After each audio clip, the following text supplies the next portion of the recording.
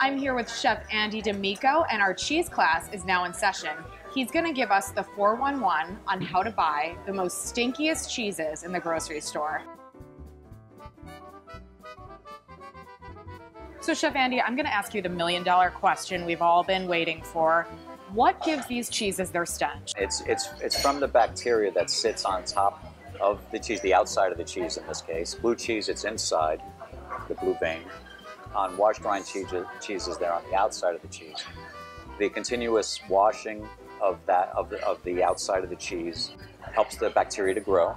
And you can see that there's different combinations of bacteria that are added. So you can see the different hues, the different colors in each one of the cheeses that we have. Some of them are similar to others, but each one has a different combination of bacteria that's on it. So we've got a beautiful display of cheeses, lots of yellow and oranges.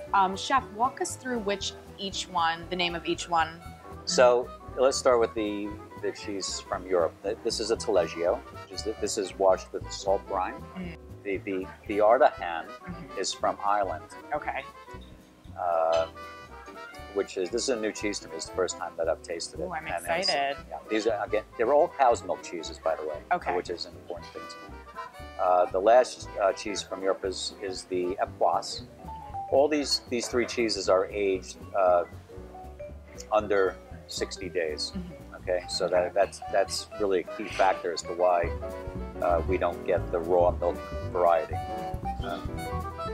From the U.S., these are aged longer than 60 days, and they're both raw milk cheeses, which is exciting. The first cheese, the Cato Hooligan, which is this one here, is made from raw milk, and it's washed. That one's washed in the salt brine.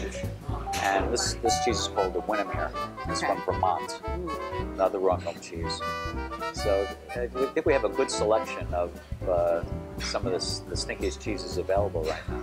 One of my favorite parts about eating cheese is pairing it with a nice glass of wine.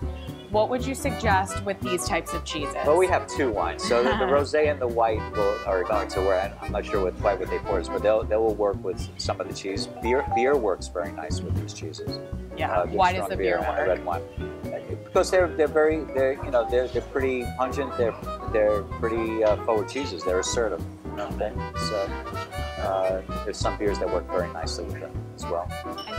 So it's the 8th annual Tour de France Stinky Cheese Week. Tell me, Chef Andy, what inspired this week-long celebration of cheese? Well, we do a couple of festivals a year. We're always looking for a new angle on getting our customers and ourselves and our chefs excited. We decided that stinky cheese was something that everyone loves, and it certainly grabs everyone's attention. Many of us do raclettes and dishes that come out from the kitchen, really giving a big waft of their stink. So it's a real attention grabber, and people over the 8 years now, people have really come to enjoy it, and it gives them an opportunity to go between our 8 Tour de France restaurants. There's 8 restaurants in the group, so 8 French restaurants, so they get to sample different dishes that the chefs have created with different cheeses. Every chef uses a different cheese, different 5 to 7 cheeses in their restaurants. That concludes our session of Cheese 101 with Chef Andy. And what did we learn today? You don't judge a wheel by how bad it smells. Give each cheese a chance, right, Chef Andy? Give it all a chance.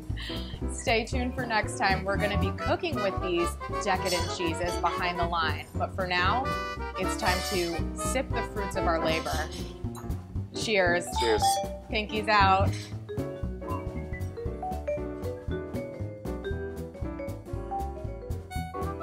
Hey food lovers, this is Jeanette Settembre from the New York Daily News. If you can't get enough of Pinkies out, devour more at our YouTube channel. Cheers.